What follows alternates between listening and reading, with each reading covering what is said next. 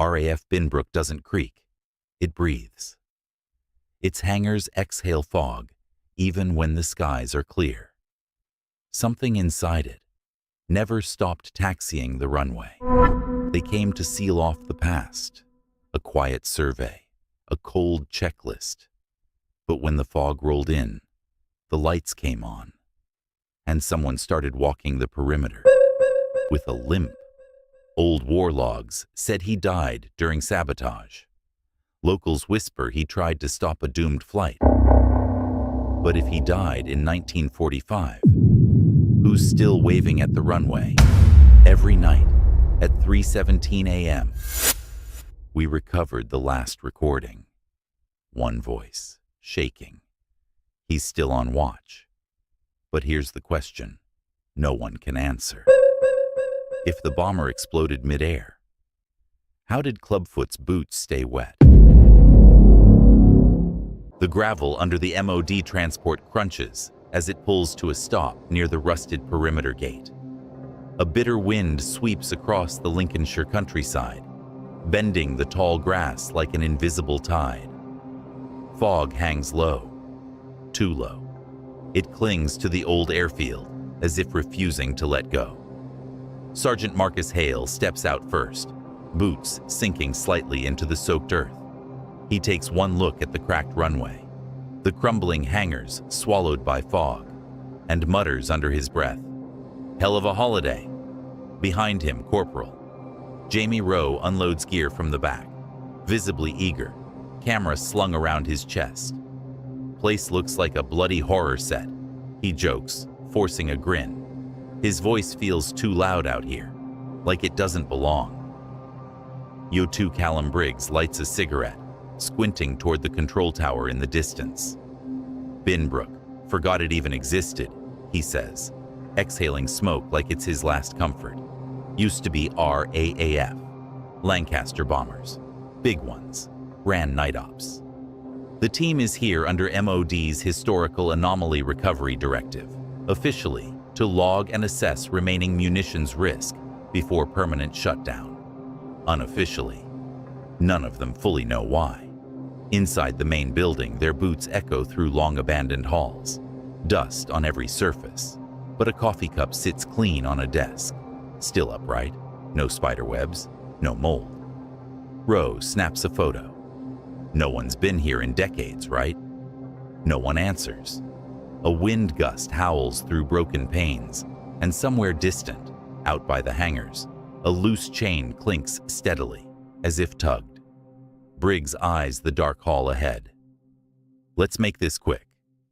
They don't know it yet, but someone, or something, is already watching. Late afternoon light casts long shadows across the weed-choked perimeter of RAF Binbrook.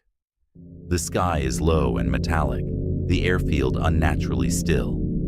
Hale leads the group along the outer fence line, clipboard in hand, marking structural faults and remaining hazard zones.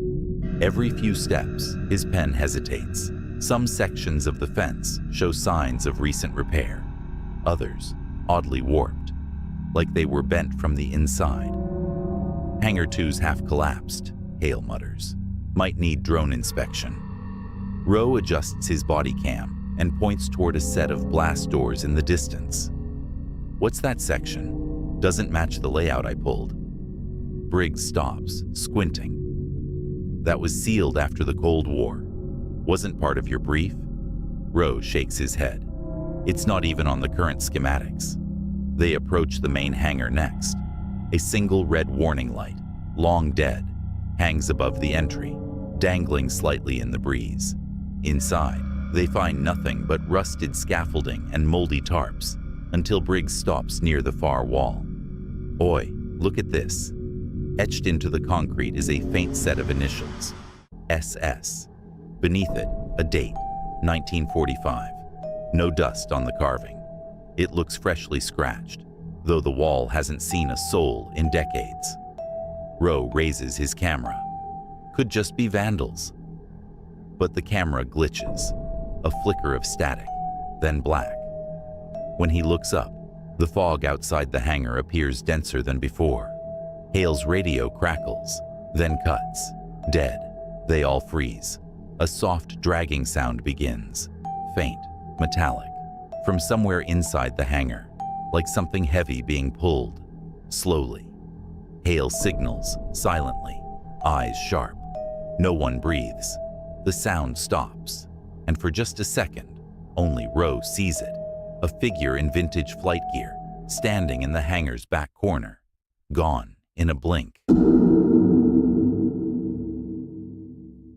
Night has fallen hard over RAF Binbrook. No wildlife, no crickets, only the steady hum of wind slipping through the broken hangars. The team's temporary ops base, a reinforced prefab shelter, sits in the shadow of Control Tower A. Inside, flickering monitors and low radio static fill the silence. Briggs brews instant tea. Roe adjusts the perimeter cams for the 6th time, visibly tense. I swear one of the external feeds looped. Roe mutters. Caught the same frame twice, 8 seconds apart. Hale doesn't look up. Old system, glitches. You're seeing ghosts because you want to. Maybe, Roe replies, less convinced. Outside, Briggs starts perimeter patrol. His boots crunch the gravel with slow, deliberate steps. He pauses near the edge of the runway, squinting into the misted dark. Then it happens. A radio ping, sharp and clear. Delta 3, do you copy? It's Roe's voice, but Roe isn't on comms, and the channel is locked. Perimeter breach. Gate 4. I see someone. I think it's... Static crushes the rest. Inside the ops unit, Roe stares at the headset. He hadn't transmitted anything. Briggs replies anyway, voice steady. Say again, Delta 3, who do you see? No answer. Then his flashlight dims, flickers, and cuts out. In the silence, he hears it again. That dragging metallic footstep from earlier. Closer. Wet gravel shifting. He turns. Nothing. Except, far off near the fuel dump, the faint outline of a figure. Limping. A twisted gait. Just beyond visibility. Watching. Briggs clicks his comms. Something's out here. Static. Back inside, the ops room lights dim briefly. Monitors twitch. And on camera 4, Roe sees it. A man in World War II era gear, staring directly into the lens, not moving, not blinking. And then, the feed dies, all of it. Cut to black. Morning. Fog still clings to the hangars. The airfield looks even more lifeless under pale gray light. Inside the command prefab, Hale examines the generator's battery logs, while Roe sits cross-legged on the floor, sifting through one of the rusted metal storage crates they'd pried open just before sunrise. These aren't standard inventory reports, Roe mutters, pulling out a bundle of oil-stained parchment wrapped in decaying twine. Briggs raises an eyebrow. MOD archives said the site was scrubbed in the 80s. Hale leans over as Roe carefully unfolds the top sheet. It's a typewritten report, dated July 1945. The header reads, Sergeant Sinclair, Disciplinary Review / Incident 19B. The report details an accident during pre-flight checks on a Lancaster bomber. An armorer allegedly interfered with munitions, possibly sabotage. He was caught mid-act, claimed he was stopping a cursed flight. The plane exploded an hour later. No survivors. Briggs shakes his head slowly. Clubfoot. Roe looks up. Sorry? Local legend. Aircrew swore he limped from hangar to hangar after the war, still doing safety rounds.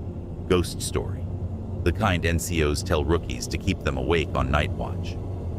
Hale scans the next page. Handwritten notes from a chaplain. Sergeant Sinclair insisted he saw them, boarding the plane. Men with the wrong eyes, no boots, speaking backwards. Roe's face drains. That's what I heard over the radio last night. A whisper. It didn't sound like English. Briggs taps the last page. A crude sketch of the flight line. with a circled X by Hangar 2, labeled "Always Waves Here." Same time, every night. The same spot Briggs patrolled last night. The same figure. Outside, a gust slams the prefab door. The temperature drops, and a faint knock echoes from the radio. 3 taps. Then silence. The fog thickens by dusk. Briggs volunteers to do a walk of the perimeter. "Stretch the legs," he says, but his tone is off, tight, wary. Hale glances up from his notes and nods. "Stay within line of sight. Yell if you need anything." Rowe flips through more of the old documents as Briggs disappears into the white sheet of mist. Outside, his boots crunch softly on gravel. Wind whistles faintly through the open framework of a rusted radar dish. Every sound feels padded, muted, like the airfield is holding its breath. Briggs makes it halfway down the old flight line when something catches in the corner of his eye. Movement, far end of the tarmac. He freezes. Through the haze, under the amber perimeter light, a figure, standing still. Briggs squints. The figure raises one arm. Not a wave. A military salute. Briggs instinctively stiffens, returns it, then immediately regrets it, because when he lowers his hand, the figure is gone. No footsteps, no retreating shadow, just absence. He radios in. "Perimeter secure," he lies. Back inside, Briggs pours himself tea with shaking hands. Rowe asks if he saw anything. Briggs doesn't answer at first. Then, "Saw something. Or someone. Saluted me." Rowe's face pales. That's where the document said he always appears. Same time, same place. Hale leans forward. "What do you mean he?" Briggs hesitates. "I know military posture when I see it. That wasn't a prank. That was a man who'd stood post before." Rowe whispers, "Clubfoot?" Briggs just stares at the wall. Whatever it was, it saw me. Static flutters across the nearby comms panel. For a split second, an old RAF call sign flickers across the digital display, one not programmed into any modern system. Then it vanishes, and the fog thickens. The cold settles deeper that night. The 3 men bunk down in what's left of the old control room. Steel desks overturned for cover. Ration packs torn open on the floor. Hale nods off against a crate of archival gear. Briggs lies awake, staring at the ceiling. But it's Rowe who tosses, then jolts upright, gasping. Sweat clings to his skin despite the freezing air. Hale wakes with a grunt. "Bad dream?" Rowe's voice trembles. "It was real." Briggs sits up now, alert. "What did you see?" Rowe stares at his hands. "A Lancaster. Full burn. Mid-air explosion. Fire everywhere. I was inside it, like I was one of them." He holds up his palms. Burn marks. Faint, but there. Pink blistering streaks across both hands.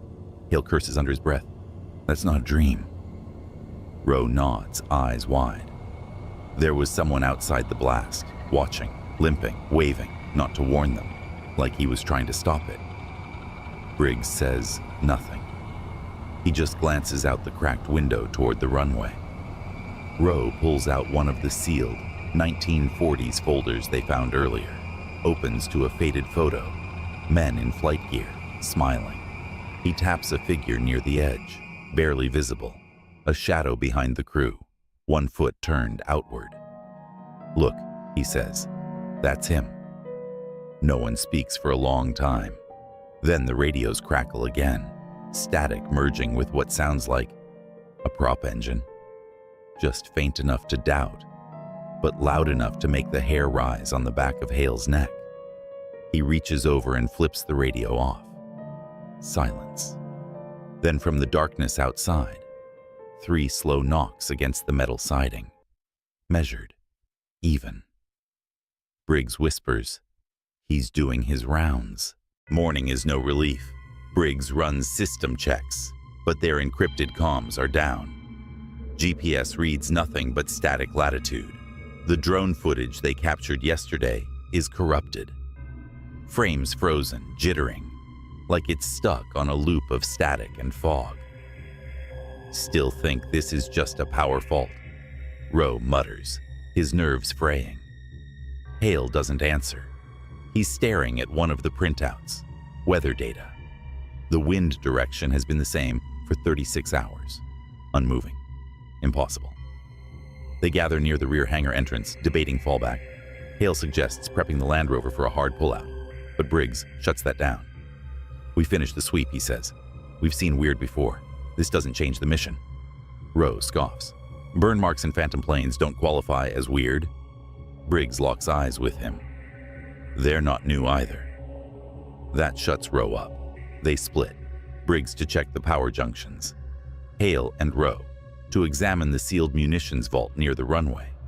The air grows heavier with every step. Inside the vault, they find metal crates fused shut with rust, some marked with chalk X's that aren't in any inventory list. Hale pries one open.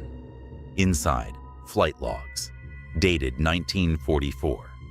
One entry circled in red ink, shaking lines. "Sortie aborted. Crew non-responsive. Sinclair intervened." Rowe's hands tremble. "Why keep this here?" Before Hale can answer, the lights flicker, and the inside of the vault hums like something's powering up. Then the smell hits them. Jet fuel and burned cloth. Hale turns, flashlight sweeping the corner. A figure stands there just for a blink. Vintage RAF uniform, burned face, one boot twisted outward, waving. Gone. Rowe drops the log. They back out fast. Outside, the Land Rover is running, keys still on Hale's belt. The chill hasn't lifted. Inside the makeshift ops room, Rowe scrubs through yesterday's body cam footage. He slows one section, audio glitching, skipping like an old tape.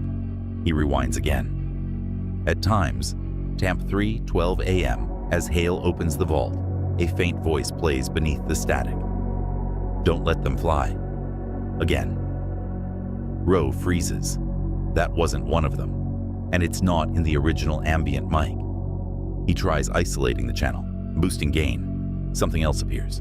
A second voice, deeper, strained. Sinclair held the line. He stares at the screen. No visual anomaly, but the next frame flashes, a half-second blur of what looks like a hangar ablaze, a silhouette dragging a limp body toward a door. Then static.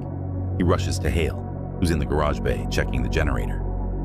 "I didn't touch the edit," Rowe says, shoving the tablet into Hale's hands. It recorded itself."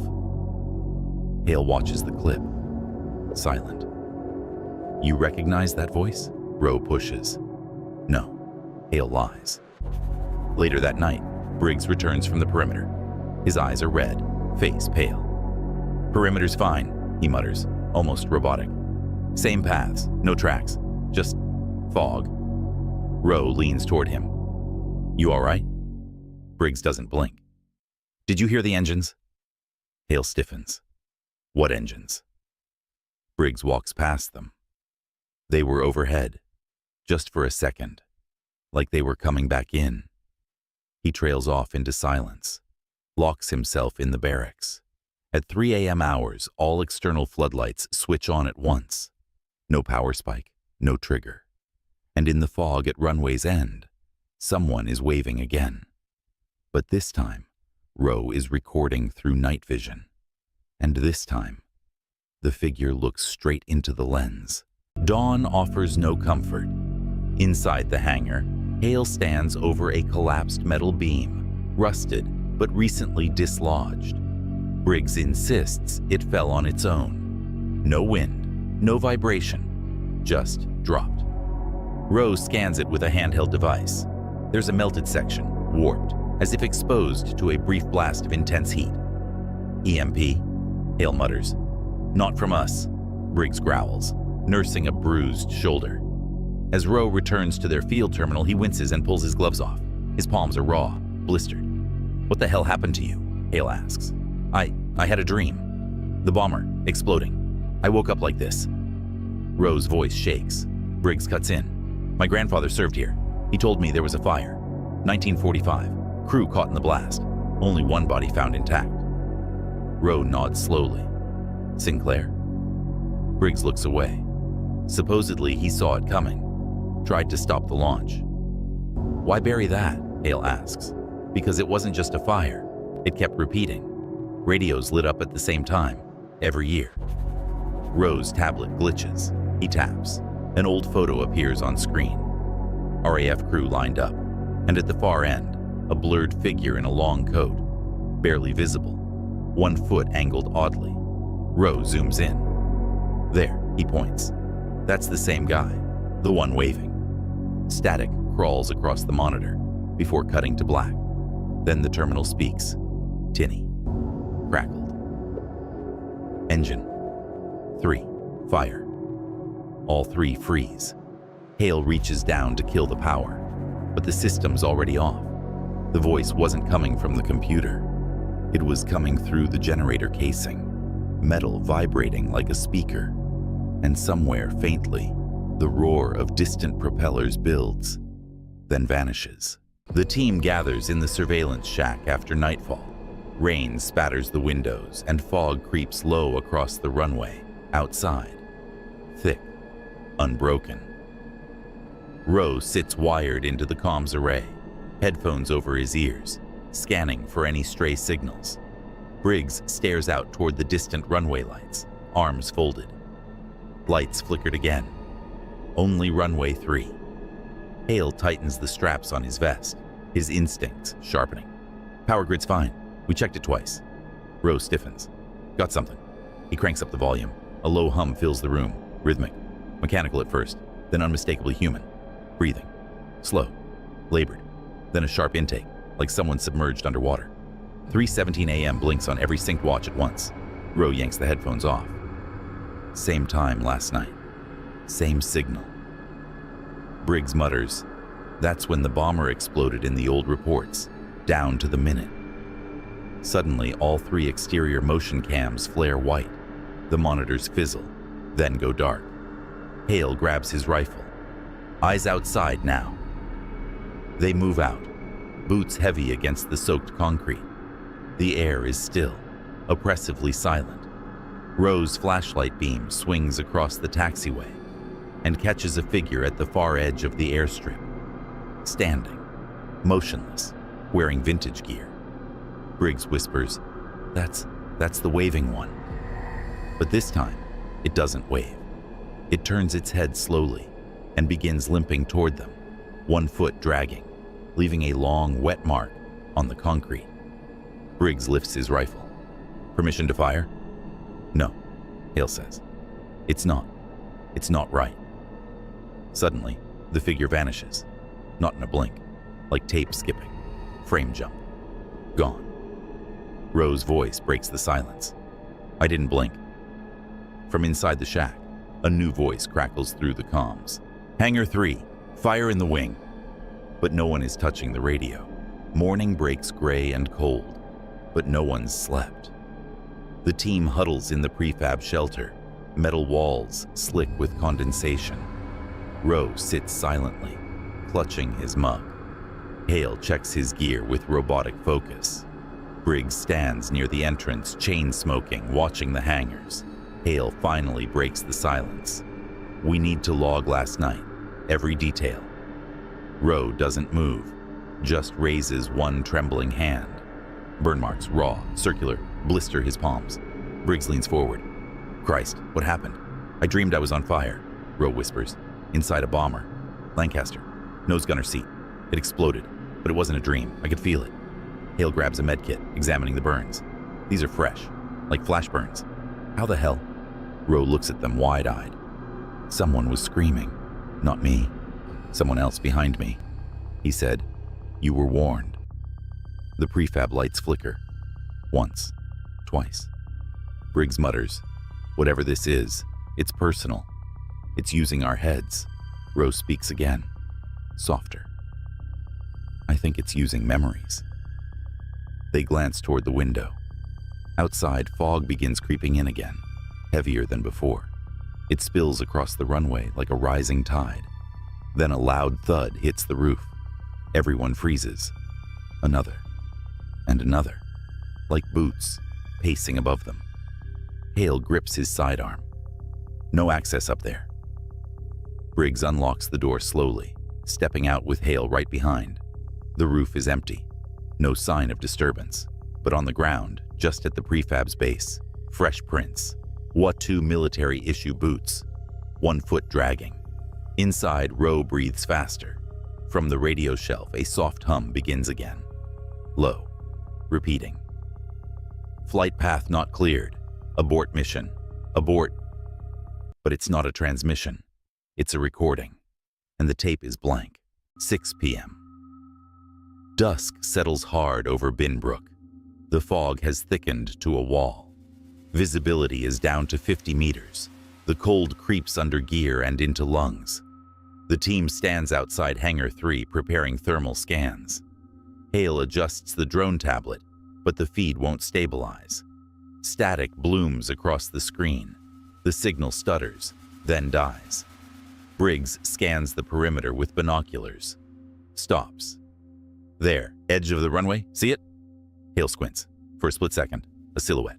A man, standing still in the fog. Rowe lifts the thermal monocular. No heat signature, nothing. Then the figure lifts its arm. Waves. Slow. Purposeful. Not a greeting. A warning.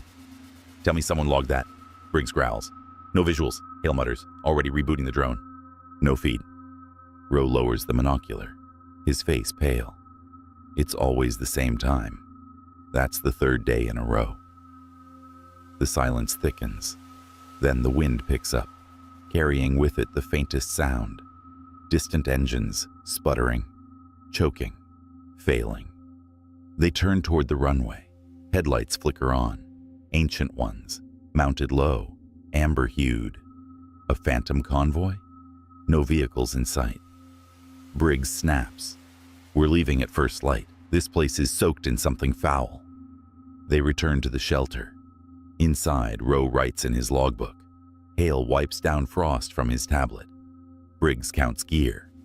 Again. But outside, the figure still stands. Not waving anymore. Just watching. The fog thickens until it swallows him whole. Inside, the lights flicker once, then hold steady. The radio hisses. He tried to stop them, and they didn't listen. No one says a word. The past isn't just repeating. It's waiting for someone to finish what was never completed. The fog returned thicker than ever, clinging to the walls of the hangar like it was alive. Hale's breath clouded in front of him as he snapped another glow stick, its weak green light swallowed by the haze. Rowe hadn't come back from the comm shack. Hale radioed again, voice flat but tense. Rowe, report. You copy? Only static answered. Then, a faint hum, mechanical, rhythmic. He followed it, stepping carefully down the cracked tarmac toward the signal relay point. The chain-link fence beyond it clattered softly in the still air, like something brushing against it. Inside the shack, the air was freezing. The old analog gear flickered, despite no mains power. A narrow streak of soot traced up the wall to the ceiling, ending in a palm print, burned into the metal. Hale reached for his sidearm. He turned toward the door. Briggs stood in the doorway, eyes wide. He's gone, he said flatly. Where? Briggs just pointed to the east gate. I saw him walk out, but his feet weren't touching the ground. They both turned as the static rose again, sharper this time, layered with something else beneath, like old radio calls played backward. Hale clicked off his radio. Still, it hissed. They stepped outside, eyes scanning the tree line. Fog rolled low, and just beyond the gate, Hale saw it, a figure in a 102 bomber jacket, one arm raised in that same desperate wave. Only this time, it was wearing Rowe's face. He took a step forward and vanished into the mist. The wind outside has died, but something else moves. Hale walks alone across the main hangar, documenting wiring, noting the war-era structure, dictating into his headset. As he rounds a support beam, his foot catches a divot. He kneels, embedded in the dust, A flattened 1943 RAF maintenance tag, untouched by time. On the back, etched in smeared pencil. He tried to stop them. His comm crackles, Ro's voice frantic. But it's not coming from Hale's headset. It echoes through the hangar speakers. "Sarge, please, I see them. I see the lights. They're moving. He's trying. He's waving again." Hale freezes. The intercom system hasn't worked in decades. His eyes follow the dangling wires up the wall. Every red bulb on the intercom board is lit. He backs away, then hears footsteps, not boots, one dragging foot. He turns, nothing there. Except the hangar lights flicker once, then go dark. From across the hangar, metal clatter, then silence. Then, "You should have left it sealed." A voice, male, hollow, right behind him. Hale spins, flashlight up, just dust swirling. He runs, a system with no power just activated. A voice that shouldn't exist just spoke. Something's trying to warn or blame them. Night. Briggs jolts awake inside their field tent, covered in sweat, heart racing. He claws at his hands, red welts seared into his palms, in the shape of circular burn marks. Hale rushes over, trying to calm him. "It exploded," Briggs mutters. "In the air. I saw it. The Lancaster. It never made it." Hale freezes. "You were dreaming?" Briggs shakes his head. "No, I was there, standing behind the crew." Clubfoot tried to stop them. He ran after the plane. He screamed, but they didn't hear him. Outside, the wind kicks up. The canvas billows violently, and the temperature plummets. Their portable radio crackles, though it's been off, through the static. He tried to stop it. Briggs's eyes go wide. He didn't say that. But the voice, it sounds just like him. Hale kills the radio. Silence returns. Briggs collapses back into the cot, whispering a single phrase over and over. "He's still out there." Hale doesn't respond. He walks outside the tent. The perimeter floodlight is now spinning slowly, though no wind moves it. Briggs is connecting directly with the past, and possibly repeating it. Hale is beginning to see it too. The ghost is pulling them deeper. Early dawn. Rowe sets up the last motion camera near the edge of the main runway, his breath fogging in the cold air. He mutters into his audio recorder. "Last camera set, thermals clean. Still no signs of..." He stops, turns. Across the field, near the blast shelter ruins, a figure stands. Distant, motionless.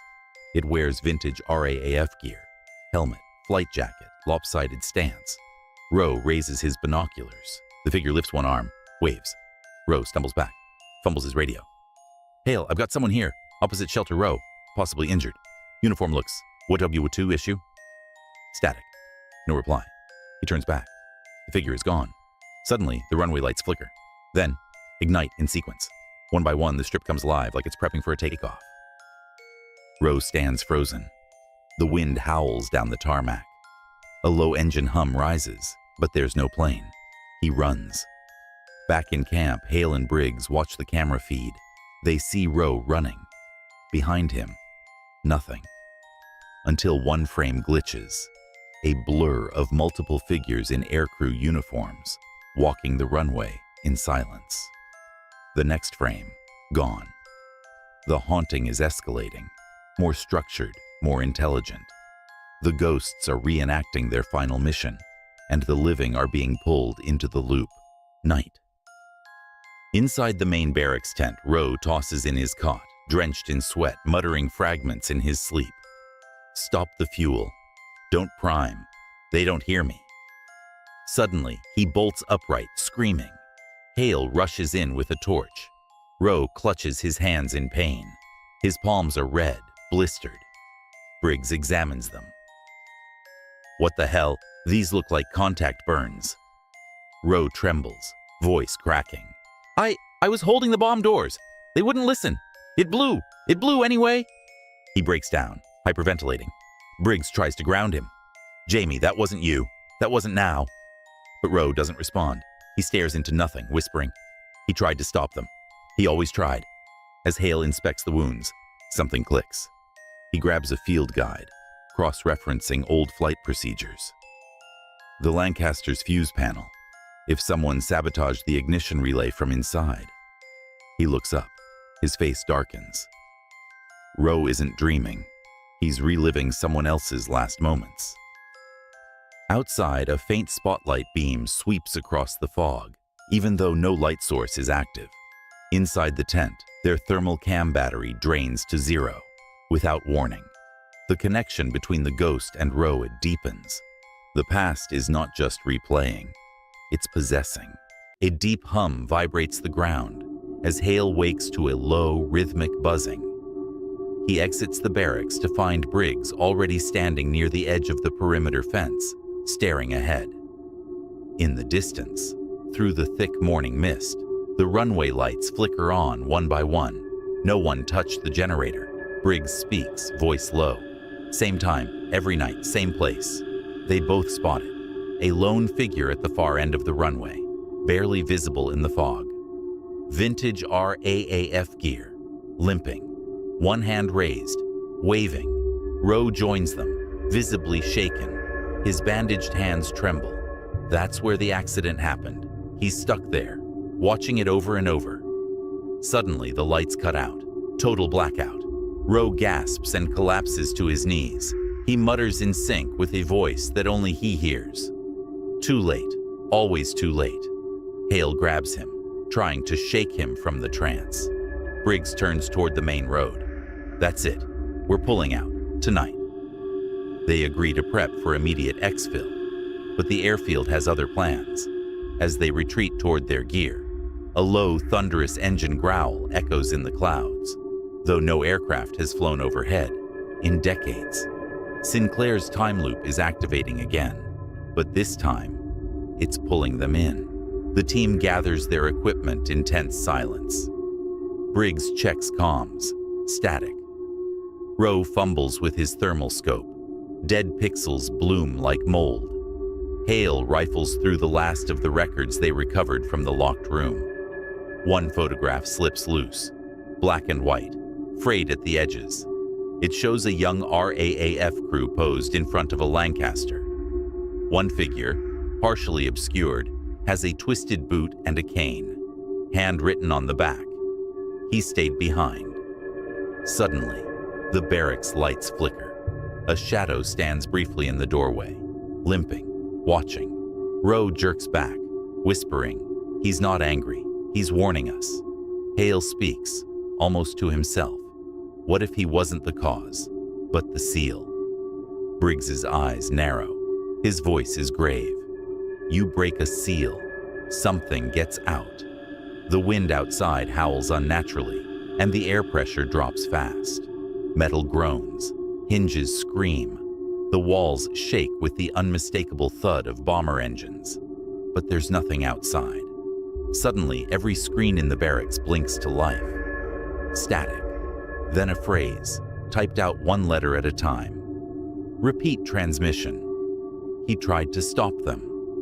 And then silence. They misunderstood Sinclair's presence. He was the last line of defense against whatever is still buried on that airfield. Inside the sealed comms room, Hale and Rowe dig through ancient reels and brittle files. Tapes dated 1944, marked Operation Watchtower, terminated. A battered projector flickers to life, casting shadows across the concrete wall. A grainy film plays. No sound, just moving images. A Lancaster air crew rushing the tarmac. A man limping behind them. Clubfoot Sinclair. He's waving, frantic, not trying to stop them, trying to warn them. The bomber engines ignite. A frame stutters. Then, explosion, midair. A bright white flash. Film melt, static. Rowe whispers, stunned. He watched them die, and no one listened. Suddenly, the reel projector reverses on its own. Images stutter backward, then forward again, then stops on Sinclair's face, staring directly at the lens, alive, knowing. The fluorescent light above them bursts. Sparks rain down. Roe screams as his radio explodes in his hand, etched with burned letters across the plastic. Still watching. In the silence, Hale breathes heavily. Then, "We didn't bring ghosts back. We woke up what they locked away." He looks toward the hangar, and it's still in there. The low whine of a siren echoes through the facility, but no one triggered it. The evidence reveals Sinclair's truth, but it's too late. Whatever was trapped beneath RAF Binbrook is reawakening. Fog consumes the perimeter of RAF Binbrook. The mist pulses unnaturally, swallowing light. Sergeant Hale and Roe sprint through the open hangar doors toward the command trailer, only to find it missing, gone, replaced by untouched grass and old tarmac. Roe spins in place. Where the hell is the truck? Hale squints ahead, and there, beneath the airfield's main tower, a spectral scene unfolds. A Lancaster Bombazo, intact, gleaming, crew loading up, Sinclair limping behind them again, waving, again, same angle, same time, like a loop. Rose stammers, "We saw this on the film. This already happened." The sound of propellers spinning up echoes from nowhere, yet the fog doesn't move. The air feels like cotton. Every footstep hits ground that doesn't echo. Suddenly, Briggs, burnt, pale, and wide-eyed, steps out from the fog. "We're stuck," he says. "It's always 4:40 a.m. here." Roe runs to him, but Briggs backs away. "He tried to stop them. You need to listen, this time." Then Briggs vanishes. His boots remain. The bomber engine roars, but no wind follows. Hale grabs Roe. "Move." They run, again, to where the command trailer should be. It's there now, exactly as it was. Inside, the clock still reads 4:40. Time is collapsing inward. They're not escaping, just rerunning. Inside the reappeared command trailer, Hale slams the door shut. He bolts it, though there's no sound outside. Roe is pacing, sweating, whispering numbers to himself. 0440, 0440. Hale grips him. "Stop. Look at me. You're here. You're still here." But Roe's eyes drift. Past Hale, toward the window. The curtains sway. No wind. Outside, a figure stands motionless, centered in the fog, directly in front of the trailer. Silhouette, limping. Disfigured gait. World War II uniform barely visible under the mist. Hale watches, doesn't move. The radios burst to life. Static. Then a fragment. "Tried. Stop the birds. Fuel line rigged." Roe covers his ears.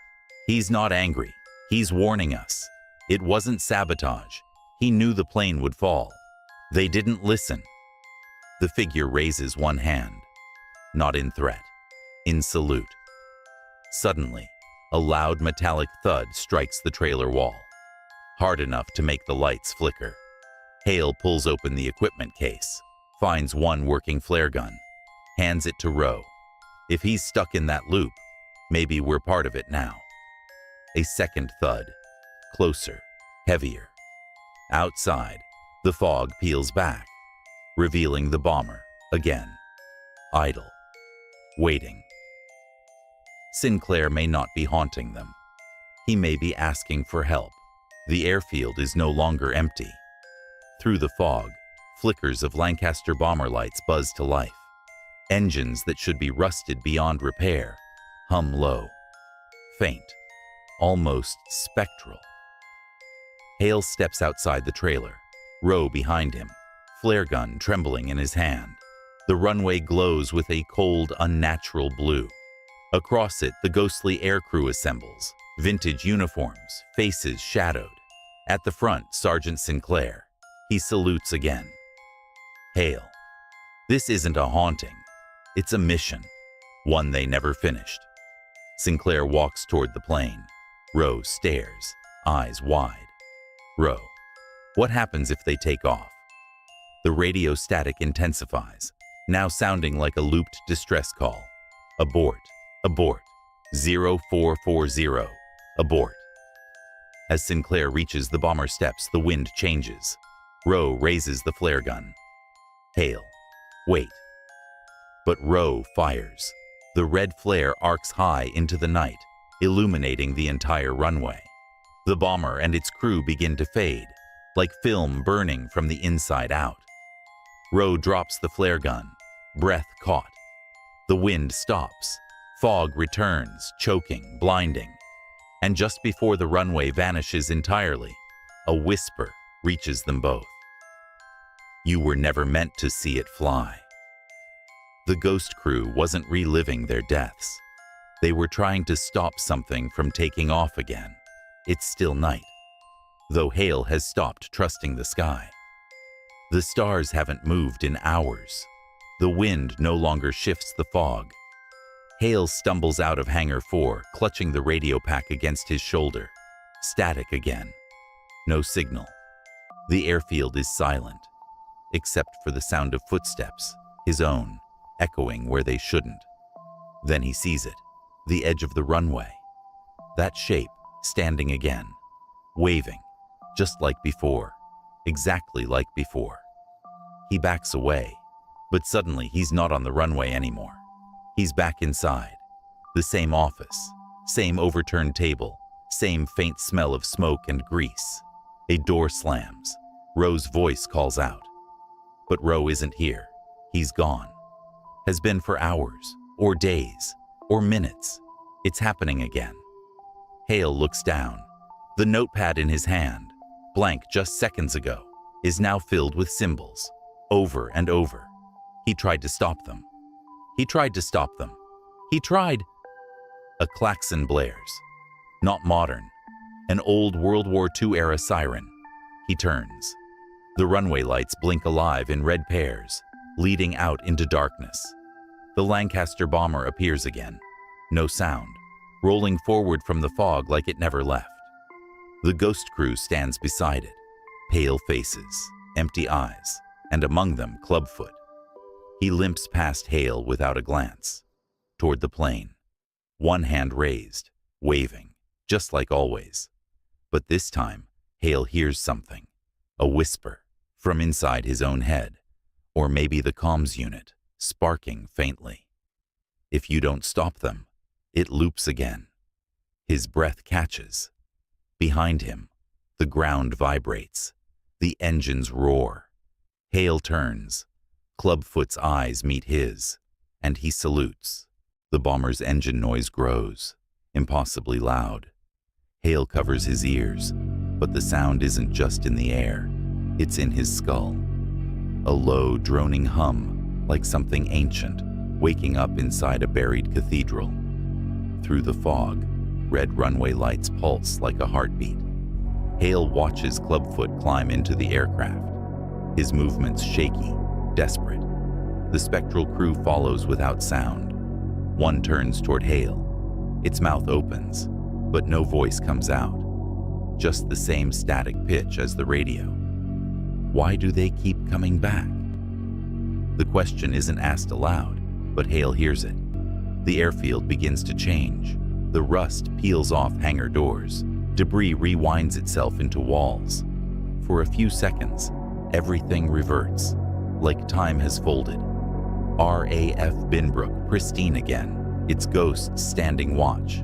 A flash, heat, then explosion. The bomber detonates midair in complete silence, a sunburst without sound. Hale shields his face as flames ripple out across the tarmac. But the fire never reaches him. Everything freezes. The blast holds mid-motion. Embers hang like stars. Then the world turns to ash. Hale blinks.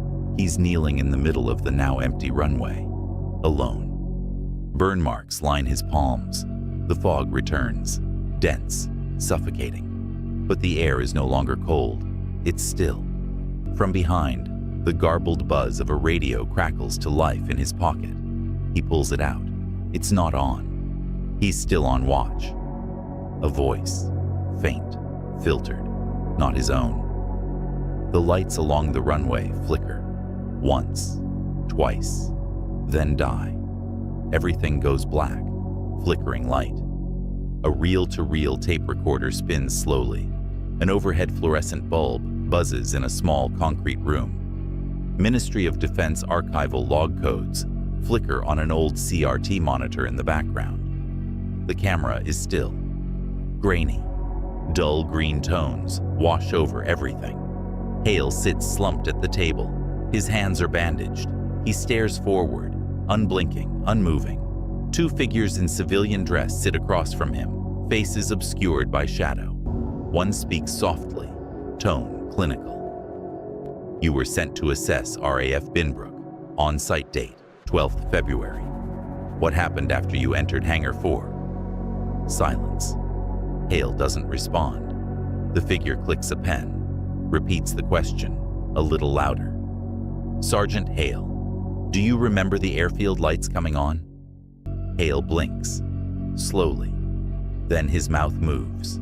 The voice that comes out isn't his usual tone. It's distant, hollow, like something is speaking through memory, not from it. We weren't supposed to see him. He tried to stop it. The tape machine whirs louder. From a side angle, we glimpse Hale's forearm. Faintly burned into the bandages is a repeating symbol, like a malformed RAF roundel etched in char. The interviewers shift uncomfortably. One scribbles something on a notepad. The other reaches for the tape recorder. But it stops, abruptly. No click, just stillness, then static, from the recorder's speaker. He's still on watch. The lights flicker. A heavy fog rolls across the airfield. Dawn never fully arrives. Only a dim gray light that bleeds through mist like a memory. Hangar doors groan slightly in the distance, moving though no wind touches them. Camera pans over the deserted RAF Binbrook grounds. No soldiers, no vehicles, just stillness, cold and absolute. Then, light. The perimeter flood lamps flare on, one by one. First the tower, then the empty runway, then the far edge near the tree line, where a vintage aircraft shape begins to materialize in silhouette. A Lancaster Bombazzo, rusted, ghosted in from time. Beside it stands a full crew, figures in faded WW2 uniforms, helmets, oxygen masks. They don't move. Their heads slowly turn toward the camera. At the plane's loading ramp stands a single man, his left leg twisted, braced, the outline of his frame hunched. Sergeant Sinclair. He looks right at the lens, as if seeing beyond time, across records and retellings. Then, he lifts one arm and salutes. The lights explode in a burst of white, cut to pure black. Over static, faint but clear, a voice comes through. He's still on watch. For a split second, a final visual flickers. A radar screen in an undisclosed ministry command center. Anomaly detected. High altitude. Moving east. Operator tries to recalibrate, but the signal vanishes. One final log line appears in terminal font. Transmission received 3:14 a.m. No aircraft accounted in sector. Fade out. Silence.